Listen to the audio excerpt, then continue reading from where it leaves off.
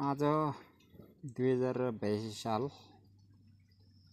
ठ्याक्कै दसैँ टिका लाउने दशहरा दसैँ के भने पनि त्यसको सबैजनालाई शुभकामना।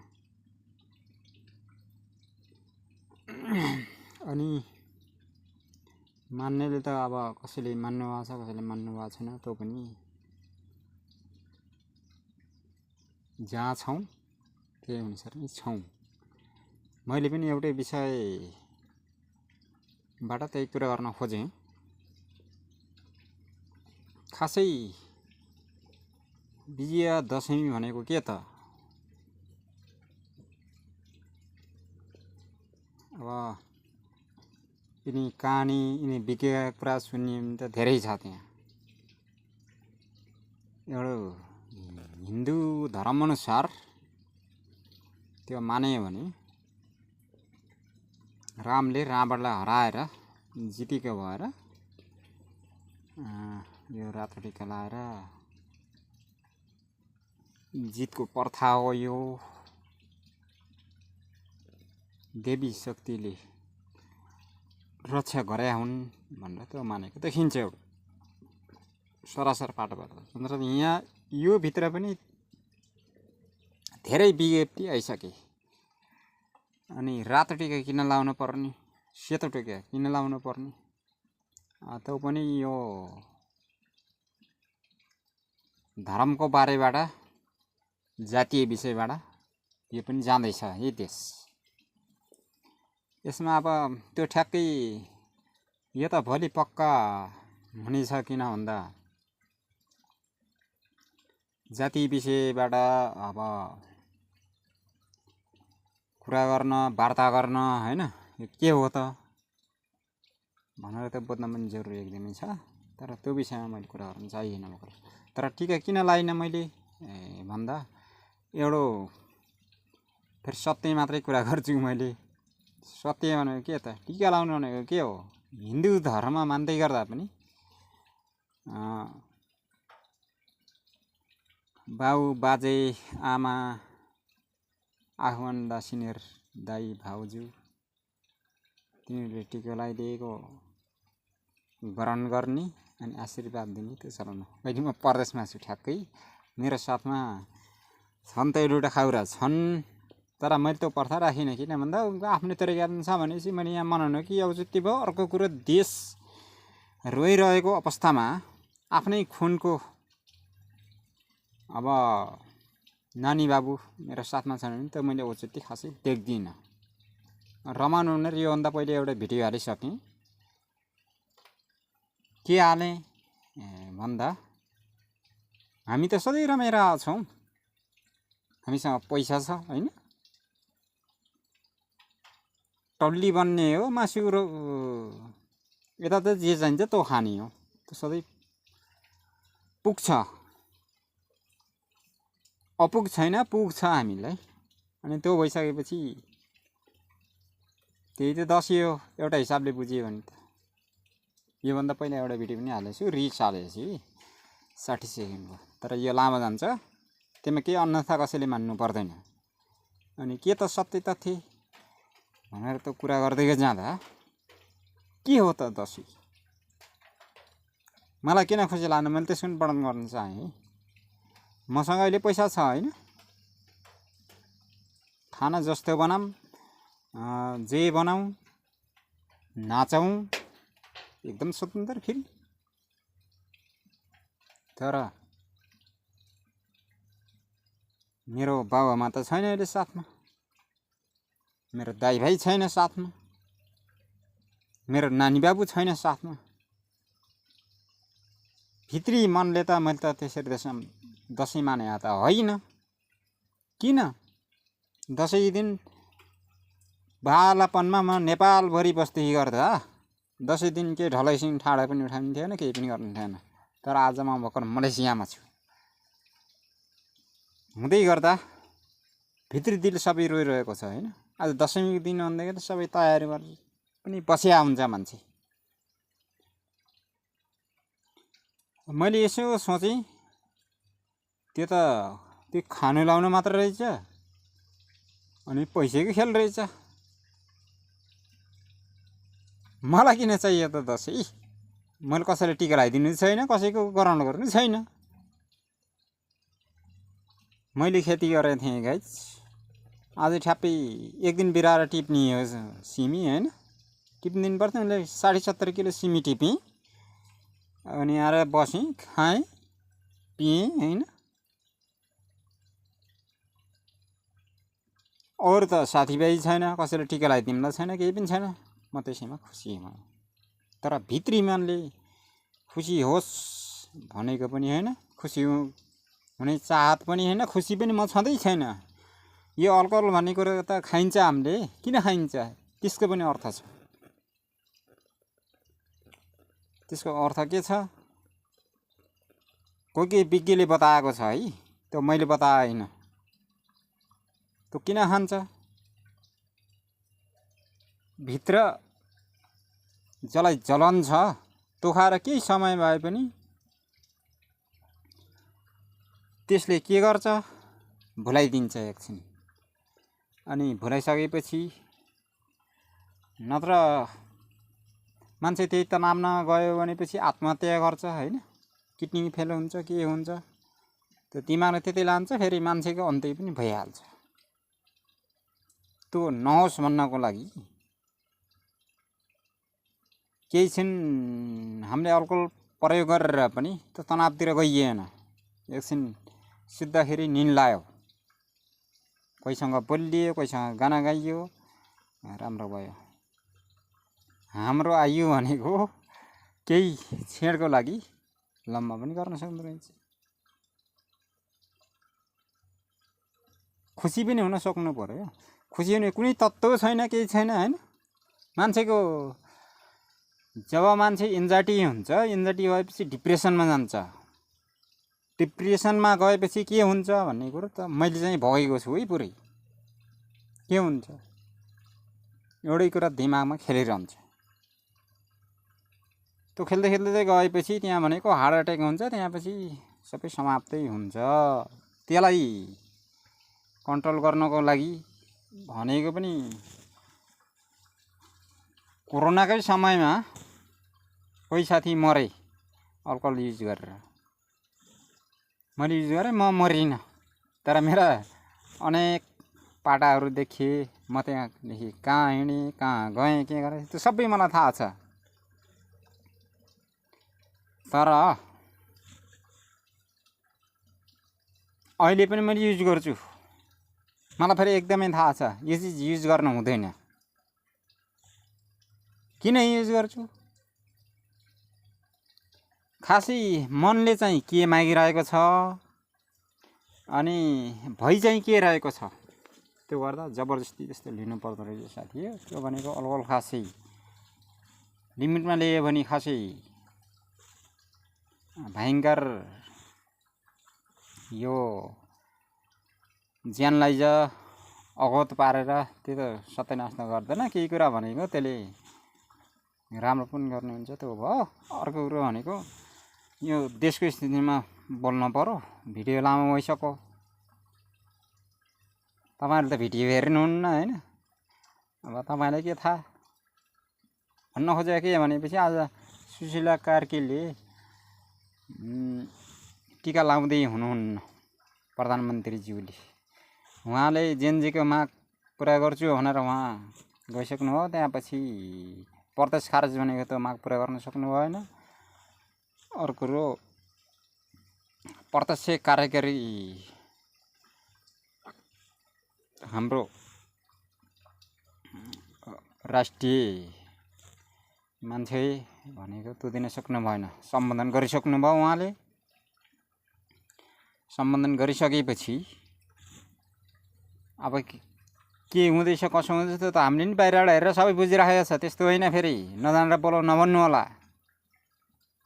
जेनजीहरू सबै इकट्ठा भएर त्यो माग गर्नको लागि राष्ट्रपतिसँग पनि जान्छौँ हामी, यो हुन्छ भनेर गरिराख्नु भएको छ है। भनेपछि त्यो गर्ने हो भने त म विदेशमा भए पनि केही न केही खुसी, केही सत्यता हो कि त्यो त मैले पनि मान्नुपर्छ। अब अरू भिडियो हेरियो यो भित्रैमा यो 2-4 दिनको अन्तरालमा त्यो भिडियो हेरियो यहाँ वक्तव्य कस्तो आए भनेको त्यता जाउँ फेरि भनेको कस्तो भयो भन्दा अब माओवादीको पनि देखियो है एजेन्डा हाम्रो त्यही हो प्रत्यक्ष कार्यकारी निर्वाचन हो यो हामीले उस गरेको भन्ने कुरा आइहाल्यो उहाँ त अब सम्मेलन गर्नुभयो प्रचण्डजीले त त्यो कुरो त्यहीँ रह्यो है अब यहाँ काङ्ग्रेसको हिजो अस्तिको विज्ञप्ति निकाल्दै गर्दा खास कुरो के त भन्दा सबै देशले पल्टी खाइसक्यो अनि जेनजीले चाहिँ कारबाही गरेर कसरी हुन्छ भन्ने त्यो अब ठिटाहरूको माग है त्यो हुन पनि एक हिसाबले त सही पनि हो हुनलाई हैन तर जेनजीले त गरे होइन त अर्को घुसपेट गरेर देश पार्न खोजिया हो हैन त्यो त सबैले हामीले भिडियो हेर्दा नि बुझिन्छ नियम कानुनले जसले जसुकै गरे पनि त्यहाँ घुमाएर फिराएर त्यही पहिला जस्तो कानुन बनाएर अब घुसपेट गरे भने त भन्न सकिन्न नत्र त्यो त सरासर त्यही देखिन्छ त्यहाँ भनेको त्यो पनि त्यहाँ राम्रो कानुन सिस्टमको त्यो बनायो भने त्यो पक्कै आउने छ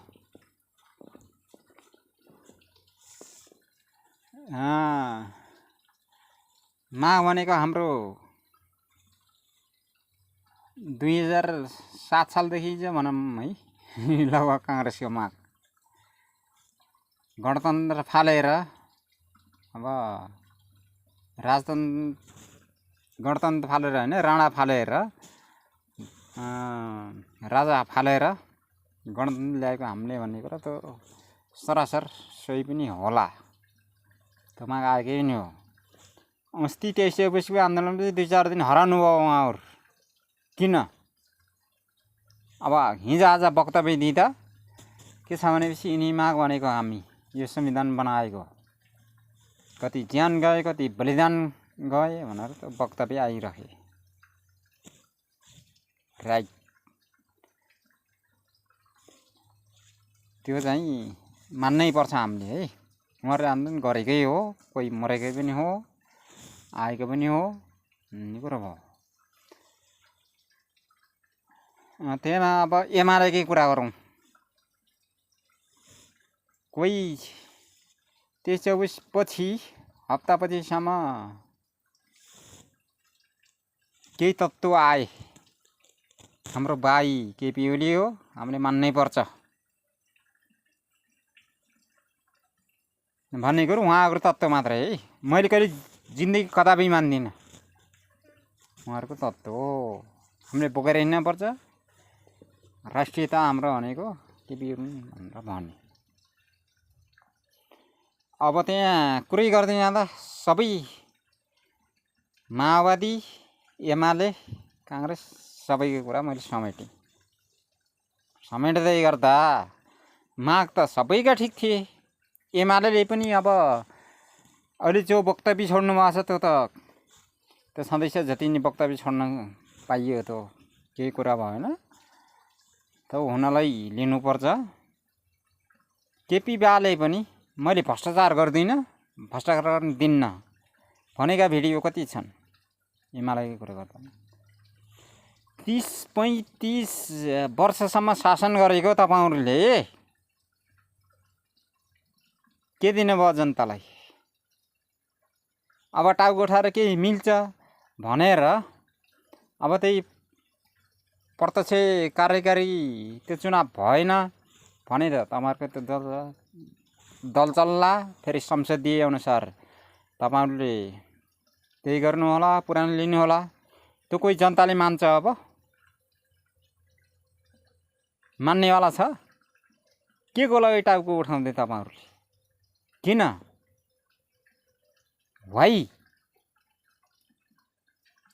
तपाईहरुले माग त सिद्धान्त भनेको त सबै ठीक थिए जो काम गरियो 30-35 वर्षको अन्तरालमा के गरियो त्यहाँ? त्यो ब्याकफोर्स तिनी भिडियो हेर्नुहुन्न? अझै पनि त्यही माग मेरो। ठिक हो, यो पार्टी त्यो पार्टी ओके। मैले योभन्दा पहिलेको भिडियोमा पनि भनिसकेको छु, पार्टी होइन व्यक्ति खराब हो नि त। अनि व्यक्ति खराब भइसकेपछि अझै पनि गृहमन्त्री होइन, प्रधानमन्त्री, सिडिओ पोस्टको त्यो पासपोर्ट अनुमति बिना बाहिर जान पाइँदैन भन्दा हिजो तपाईँले भ्रष्टाचार गरेर घर भराएर पैसा राख्दा, सुनचाँदी राख्दा, त्यो त हिजो कानुन थिएन। त्यो त त्यहीँ दबाइदियो नि, जेल हाल्यो, सकियो, त्यस्तो थियो। आज हुन्छ भनेर टाउको उठाइदिनुहुन्छ। त्यो वक्तव्य राखेर तपाईँको त पास हुन्छ? कुन जनताले मान्छ ल भन्नुहोस्? तपाईँ माओवादी, काङ्ग्रेस, एमालेको मान्छेले यिनी कानुन, यो कानुन भनेर कुन जनताले मान्छ? तपाईँको झोले कार्यकर्ता जो पनि माओवादीको कार्यकर्ता छ, त्यही नुनको चोखो खाने मालेको, काङ्ग्रेसको, त्यो बाहेक अरू जनता त्यहाँ सबै छ भन्ने छ त्यो पार्टीभित्र दर्ता। के चाहनुहुन्छ तपाईँहरूले? के सोच्नुहुन्छ? अझै पनि हामीले यो लडेको यहाँ कसैले हाल्छन्, रापरपाको जस्तै रवि लामिछाने भयो। यो माग त पहिले गरेको थियो। त्यो भनेको त्यही झोलेले कुरा गरेर हुन्छ? त्यो नराखौँ न, झोले प्रवृत्ति नराखौँ। हाम्रो एजेन्डा के थियो? त्यो किन पास भएन, किन यो कार्यान्वयन भएन, त्यो कुराबाट अगाडि बढ्न सकियो। अनि हाम्रो एजेन्डा यो थियो, यो मान्यता छैन भन्ने त त्यही भुक्ने मात्रै हो। अब भनेको त अन्तरिम सरकार छ यहाँ, अब पक्कै संविधान संसद पनि यहीँभित्र हुन्छ। यो प्रत्यक्ष कार्यकारी भनेको जन्जिर उठिया छ, त्यो नभए त्यो खुट्टा तानेर फेरि फाल्नुपर्छ त्यो प्रधानमन्त्री, यिनी गृहमन्त्रीलाई होइन। त्यो भनेको नबुझिएछ भनेर त्यो त्यसरी पठाउनु भन्ने छ र? यो त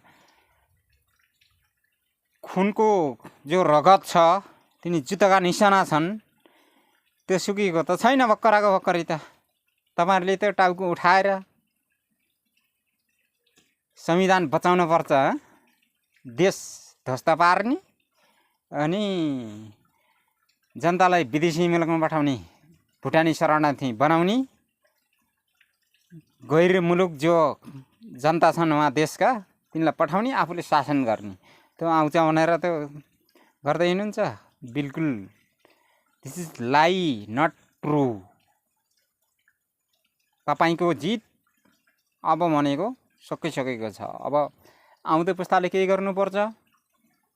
यसरी जाउँ, सिद्धान्त हाम्रो यो हो भनेर त्यसरी चल्नुभयो भने तपाईँले पनि केही शासन गर्नु होला। पहिला जस्तो करप्सन गर्न पाउँदैन, तर त्यही पोल्टी खुवाएर यो गरेको नै संविधानभन्दा बाहिरको कुरा हो, असहाय छैन।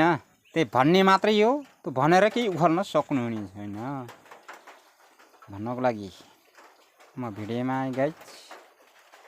आज अलि लामी भएको छ, लामो भएर केही भुत्लो उखाल्ने पनि छैन होइन। दसैँ मनाउने भन्ने कुरो यहाँ मनभरि पिरा छ, खाइयो पियो। अब के भुत्रोको दसैँ छ र हामीलाई? जसले शासन गरेको छ, जसले 3 पुस्ते कमाएको छ, तिनलाई मात्र छ। हामी जस्तो विदेशमा यहाँ छिरेर भर्खर यहाँ एकछिन रमाउँदै गर्दा, एकछिन नाच्दै गर्दा त्यो पक्कै खुसी छैन। देशमा सुशासन आओस्, राम्रो कानुन आओस्, त्यहीमा हामी खुसी हो। यो पार्टीले वक्तव्य छाड्यो भने अब मलाई पनि कता कता हुन त समर्थन गर्ने हो राम्रो कामको लागि।